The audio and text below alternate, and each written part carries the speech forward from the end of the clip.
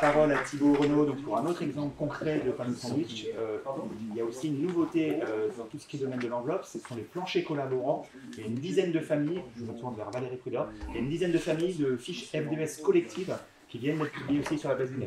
Donc en plus de tout ce qui a été présenté, de ce qui va être là, il y a aussi des planchers collaborants, une dizaine de familles nouvelles, donc en acier. Vous en occupez,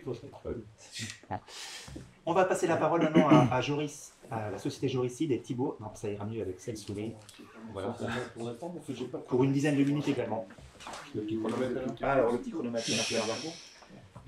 Merci Michel. Alors tout d'abord, merci à toutes et à tous d'assister à cette présentation si bien en présentiel qu'à distanciel. Merci également donc à STP Alumni et puis donc à Construire Acier pour pouvoir en fait nous permettre de vous exposer un petit peu les évolutions des produits d'enveloppe métallique. Alors produits d'enveloppe métallique au sein en fait de la filière qui regroupe tous les fabricants pour le marché français. Alors, on vient de vous présenter un exemple de ce que pouvait faire l'un de nos adhérents. Je ne vais pas revenir sur le détail du genre de gamme que proposent nos adhérents. Vous l'aurez compris, aujourd'hui, je ne vais pas prendre ma casquette de Joricide fabricant en tant que tel, mais plutôt non que de président des commissions techniques de l'enveloppe métallique. Donc ça va être des démarches qui caractérisent toute la filière, tout ce qu'a pensé la filière depuis ces dernières années en matière de décarbonation. Ce que doit se faire donc de penser, d'orienter en fait un fabricant, donc notre adhérent, c'est lorsqu'il développe en fait ces solutions, il va être amené à répondre à plusieurs problématiques pour s'assurer que son produit ou son système va répondre aux attentes du marché. Alors il y a beaucoup de problématiques au fil des ans, c'est un petit peu à chaque fois une nouvelle couche. Historiquement il y avait de la mécanique, est venu l'incendie, est venu de l'acoustique, est venu de la thermique, et puis pour ce qui nous intéresse en fait aujourd'hui, nous sommes plutôt donc vis-à-vis de la réglementation environnementale, donc RE 2020, et toutes les problématiques d'analyse de cycle de vie du bâtiment. Et donc, quand on est amené à développer un produit, dans le cadre de la RE 2020, eh bien, on doit d'abord se poser la question de quelles vont être les conséquences attendues par cette RE 2020 sur les performances de nos produits ou de nos solutions. Et donc, toujours au registre des portes ouvertes que l'on défonce avec facilité, forcément, c'est d'avoir des fiches de déclaration d'environnement et sanitaire. Donc, pour ce qui nous concerne, nous sommes sur des durées de vie de référence de 50 ans. Et puis, comme nous sommes, nous, des fabricants de parois, quelque part, l'unité fonctionnelle, en fait, nous ne raisonnons pas sur du kilotage de CO2 par tonne, mais nous raisonnons sur du kilotage de CO2 exprimé par mètre carré par poids. Et donc, quand on va s'amuser à vouloir développer une solution apte à répondre aux attentes de la RE 2020, on va avoir grosso modo 3 types de voies à explorer. La première voie consiste à optimiser les épaisseurs de nos produits. Le matériau acier, bon, vous le savez, à la base, il a une certaine empreinte carbone. Donc, on va diminuer son épaisseur, on va diminuer son poids, quelque part, on va diminuer son empreinte. Donc ça, c'est une manière assez basique de travailler sur le matériau. Pour parler clairement, donc, on diminue les épaisseurs de nos produits, on cherche justement à vous accompagner lors de la conception de votre ouvrage, à fournir des solutions, on va dire, les moins épaisses, ou autant que faire se peut. Bien sûr, il y a aussi ce que l'on vient de vous présenter, donc aussi bien donc, par ArcelorMittal Construction que par d'autres sociétés, des aciers, alors je ne vais pas dire verts, mais on va dire des aciers à empreinte carbone très réduite, donc X-Carb ou d'autres. Et bien sûr, la troisième voie consiste donc, à étudier le mariage en fait, de l'acier, qui est notre matériau de prédilection, avec d'autres matériaux.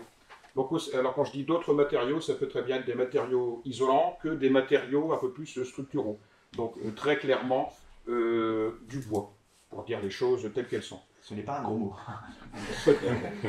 Et donc, au registre des solutions qu'ont développé récemment certains de nos adhérents, vous avez en fait des solutions où on va venir mettre à la fois de l'acier, de la laine minérale, du bois donc sous forme en fait de panneaux donc de particules et puis d'autres petits éléments tels que des fibres de coco et consorts pour obtenir en fait des solutions avec une performance thermique assez intéressante et là pour celle-ci des performances aussi acoustiques qui n'en sont pas non plus très je dirais très faibles. On est sur des affaiblissements acoustiques qui peuvent atteindre parfois 60, 70 voire même pour certains 75 décibels. L'Arena Nanterre, si vous voulez, est équipée de ce genre de procédé en toiture. Alors bien sûr, on ne s'arrête pas là. puisque en fait l'une des grandes problématiques de la RE 2020, c'est l'intégration des matériaux biosourcés au sein de solutions d'enveloppe. Matériaux biosourcés, eh bien, le problème des matériaux biosourcés, c'est que matériaux biosourcés plus enveloppe métallique, il n'y a pas de référentiel. Donc, pour ce faire, la profession, en fait, a participé à des projets. Donc là, vous avez un projet qui s'appelle Profil 1, qui, en fait, a consisté tout simplement à répondre d'une manière assez pragmatique à la question de savoir, ben voilà, quand je mets des isolants biosourcés pour des enveloppes métalliques, qu'est-ce qui se passe au niveau du comportement de l'isolant en lui-même. Et pour ce faire, la profession en fait a monté donc, un tout petit bâtiment aux dimensions somme toute très modestes, a bardé et couvert le tout de solutions d'enveloppe double pot avec différents isolants biosourcés. Donc 5 types d'isolants biosourcés, fibre de bois, laine de chanvre, textiles recyclés, j'en passe. Nous avons fait équiper ce bâtiment de capteurs, aussi bien de capteurs de flux thermique que de capteurs pour d'humidité. Et nous avons en fait procédé à un démontage et à un remontage pour savoir qu'est-ce qui se passait en fait à l'intérieur physiquement de ces solutions-là. Donc typiquement de voir un petit peu quel était le comportement hydrique de ces isolants biosourcés en contact avec des isolants, avec des produits métalliques. Le tout a donné en fait lieu à la publication donc, de plusieurs documents. Voilà, que vous pouvez retrouver en fait en libre téléchargement. Il suffit simplement de rentrer Profil 1 et puis de voir un petit peu enveloppe double pot isolant biosourcé. Vous allez rapidement tomber sur ces documents. Donc ce que je vous montre là en fait n'a rien de confidentiel. Tout est en libre accès. Les principales conclusions de cette étude-là, eh bien, c'est que aussi bien pour les bardages double pot isolés que pour les couvertures double pot, on travaille avec des produits métalliques qui sont à la base traditionnels, c'est-à-dire des plateaux, des pots extérieurs, qui sont soit couverts par des recommandations professionnelles, soit couverts par des DTI. Mais là, ce qui se passe, en fait, plus précisément, ce qui nous intéresse, c'est le comportement donc, justement de ces isolants biosourcés. Globalement, ces isolants biosourcés peuvent s'apparenter au niveau de leur comportement à de la laine minérale. Dans ces recommandations, en fait, dans ces rapports, il y a quand même des prescriptions en termes de conception. On ne peut pas non plus faire n'importe quel bardage double pot avec ces isolants-là. Il y a certaines choses qu'il faut savoir au niveau des écarteurs, au niveau d'un éventuel pare-pluie. Et donc, pour la couverture, là, il y a aussi des choses, des prescriptions complémentaires en termes de revêtement de protection pour certaines parties métalliques, eu égard à ce qui a été constaté lors du démontage en fait, de ces solutions. Je continue cette fois-ci en poussant plus loin le raisonnement, c'est-à-dire que Profil 1 était une approche très pragmatique. Nous avons donc voulu caractériser l'enveloppe métallique avec des isolants biosourcés. C'est de savoir quelles sont quelque part les performances de ces solutions-là.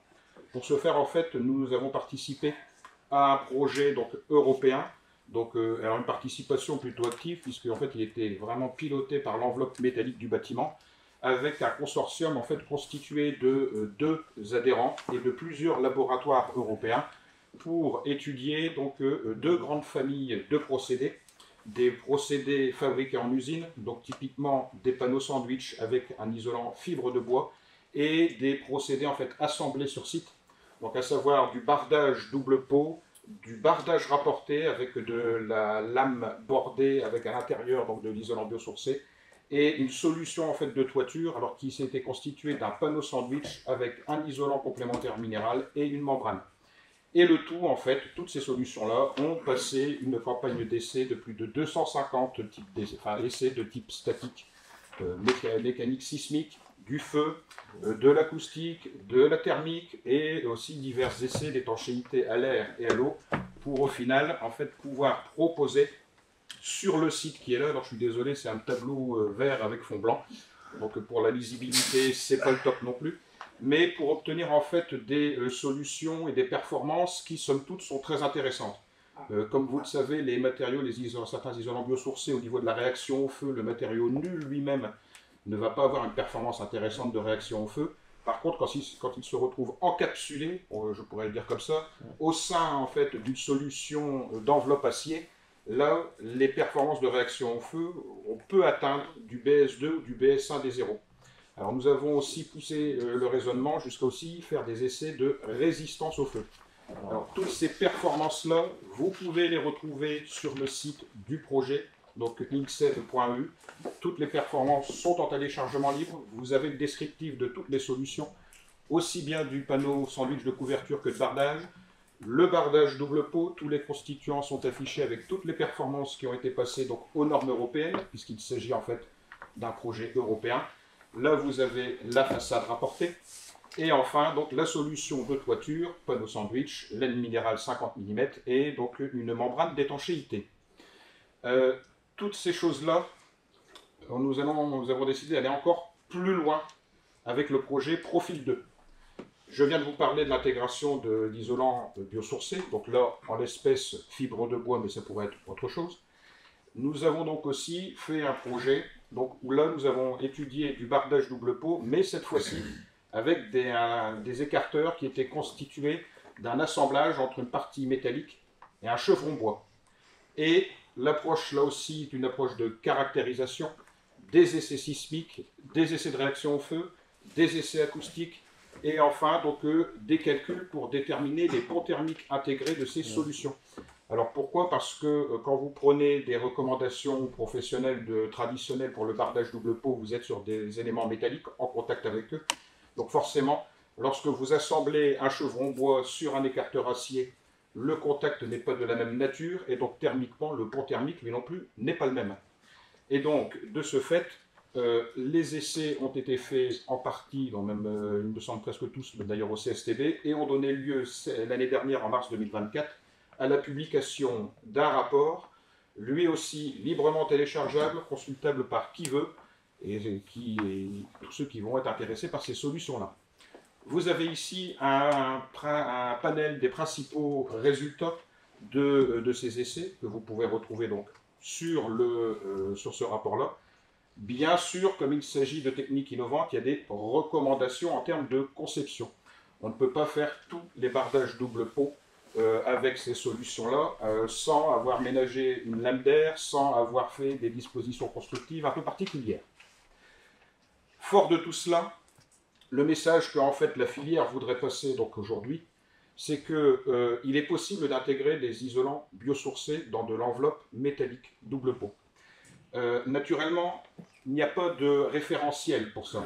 Mais par contre, avec toutes ces démarches-là, la filière a posé les bases de tout un panel, de toute une documentation technique qui permet aujourd'hui de pouvoir entamer des démarches d'agrément de type ATEX ou avis technique avec des éléments métalliques et des isolants donc biosourcés. Et pourquoi? Parce que, je me répète, ce sont des techniques innovantes. Et donc pour ça, eh bien, donc si vous avez des questions, n'hésitez pas à contacter l'enveloppe métallique du bâtiment, les adhérents. Si vous aussi vous avez des projets, même des cas de chantier pour des ATEX B, là aussi, contactez-nous. Il y a du fonds technique pour permettre justement de répondre à toutes ces questions-là et de vous accompagner dans l'obtention de certains agréments. Je vous remercie. Merci beaucoup. Bravo.